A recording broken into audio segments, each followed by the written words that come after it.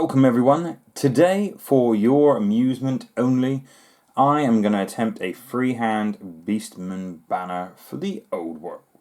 Where do you begin with this? Well, paint your banner first, and then when you do it horribly wrong, regret your choices and paint back over it. Or strip it down and start again. Hopefully not. So I am using a trusty pencil. This pencil looks massive compared to the model. It's scale, Dougal. It's really close, and that's far away. Okay, one last time. These are small, but the ones out there are far away.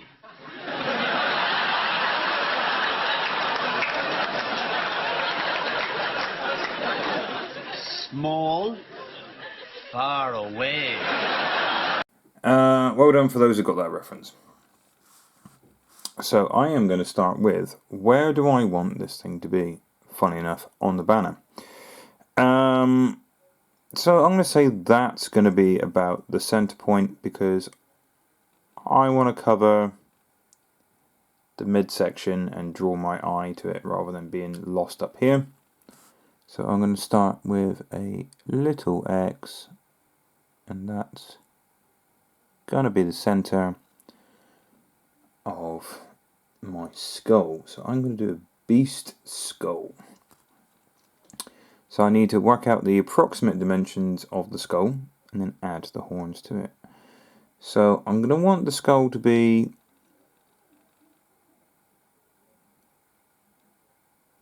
about yay big, so the cross is in the middle of it. I want it to be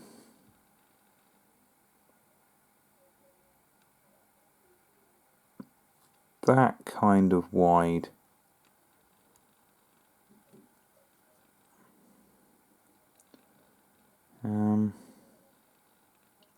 Maybe a bit more over there. And I'm going to want some horns coming off of it. So I'm going to want a horn there and a horn there. So I can start now doing a basic shape. So I know I want an approximate curvy top, like so. And then I'm going to have like a horn coming off there. Granted, maybe like an indentation after that where the cheekbones go. Bring a little bit of cheekbone, a little bit of a cheekbone, trying to basically make it symmetrical, or as much as I can. Bring it up again. So the idea of this is, I'm doing it in pencil, and I'm going to paint over a fairly dark paint, and then I am going to paint the topmost layers with a brighter colour. So I'm going to go down to about here, and then up a little bit. So pencils obviously can be erased. You can draw over it.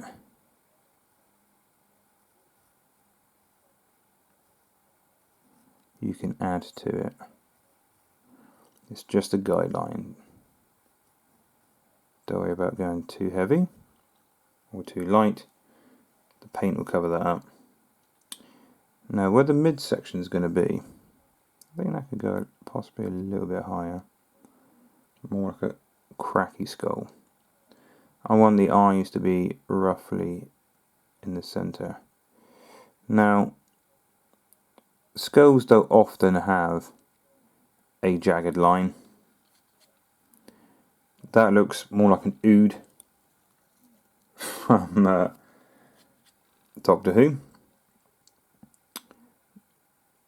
I want to bring a horn in about the same height, same level, and start curling around.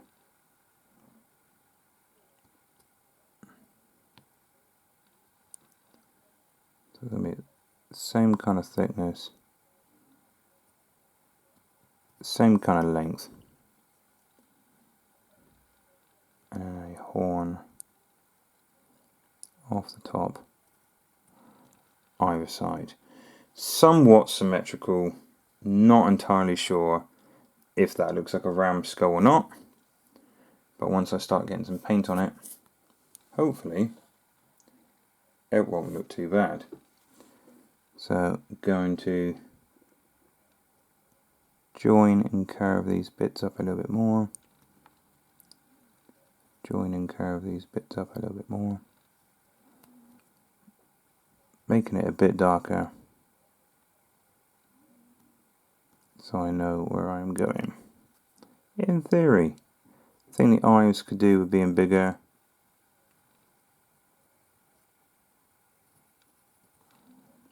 Possibly. And maybe the horns should go up slightly higher there.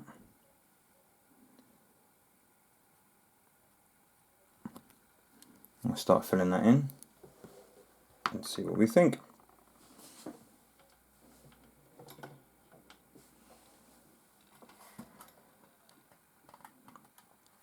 So bring the light down a little bit better. Let's see what we can do. So I want to use red.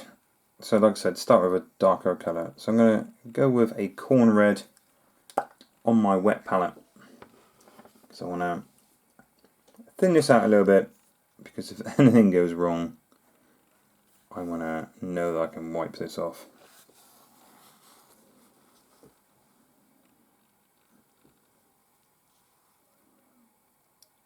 So I know that's where I want the horn. I really should be painting inside the lines a little bit. So if there's any issues, it's not a huge deal to correct.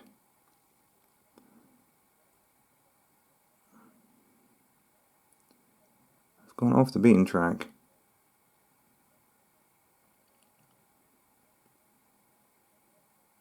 And it was on purpose, because I feel like that wasn't going down enough.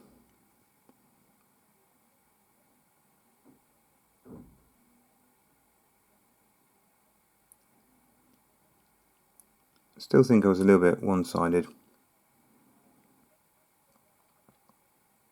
judging by how close the horn is on the right hand side here. But the material is folded, so it is quite hard to tell. I think I'm going to make these horns a little more slender on the top. And I think that is quite ram skull-ish. But the eyes, I want to make them look more menacing.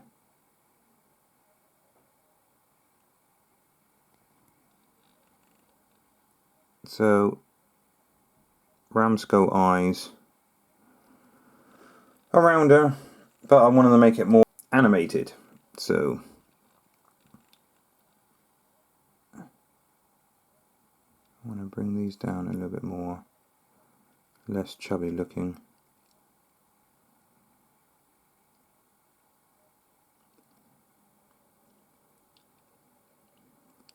This is the stage where I shouldn't go over the lines.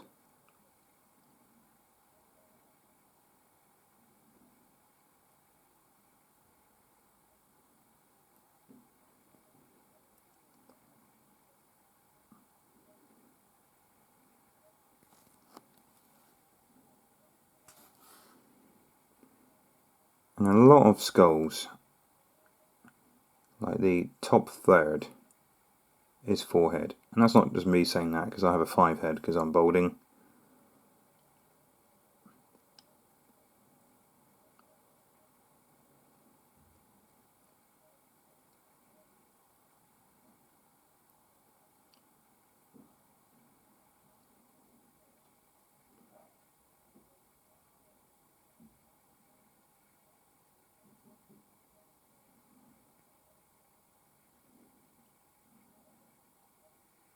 Always add a little bit more over the line if you need to, but it is harder to take away.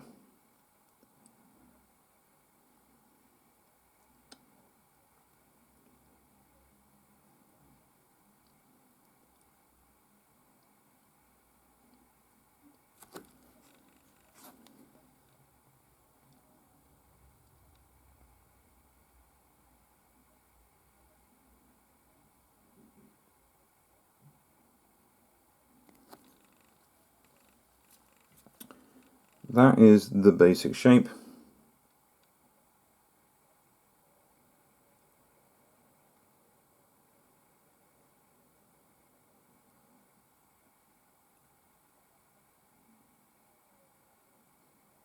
I'm going to make these a little bit more pointed, a little bit more sinister.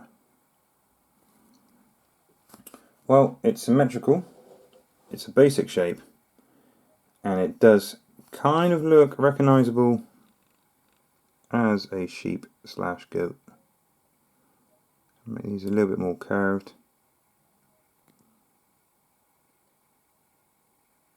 And you can just keep adding to it until, like me, you probably think you've bodged it up. There you go. It does look quite skull-like, ram skull-like. I could have done bigger eye sockets, but in reality, the eye sockets are normally on the side. They're not on the front of a sheep's skull or a goat. But these goat miniatures seem to have their eyes more so on the front. Washing the brush out. Once it's dried, you can always add another thin coat to cement your basic colour. So I tidied up the edges a bit more. I put a second coat of the darker red, the corn red, on the model. Corrected a few places, so the horns didn't quite line up with the eyes, quite symmetrical, so I just tidied that up. I've made the nose section, the bit where the nose should be, a bit wider, a bit more menacing, and these a bit more pointed, once again, to make it look menacing. So I like to use a Mephiston red over the top of my corn red. Once again, a bit of the Mephiston red on the wet palette, make it a little bit smoother. And this is basically the higher points. So the middle of the banner is brighter. But if you wanted to make like horn detail, you totally can do that as well. Like the ridges on a horn. But I'm making it more of a skull silhouette. Of course, when the Beastmen stuff come out, because I'm filming this in, what month are we in? May of 2025. And the new Beastmen stuff haven't come out yet. I'm sure there'll be some decals or transfery stuff. So just make it a bit brighter in the middle to show that the banner is not flat.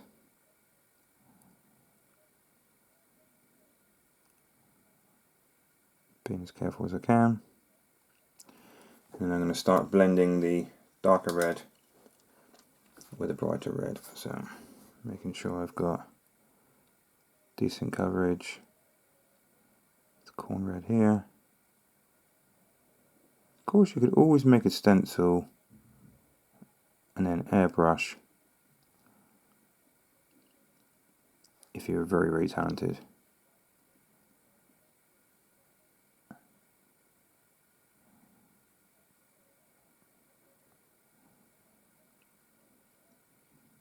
So on one side, I've got corn red. In the middle, I've got the Mephiston red.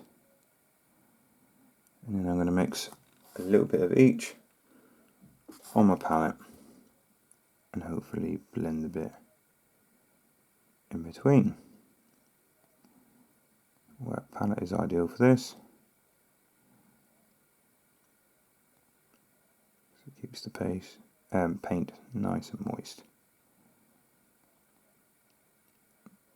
Especially in this lovely weather we're having, could dry up quite easy. And I want to blend the reds together.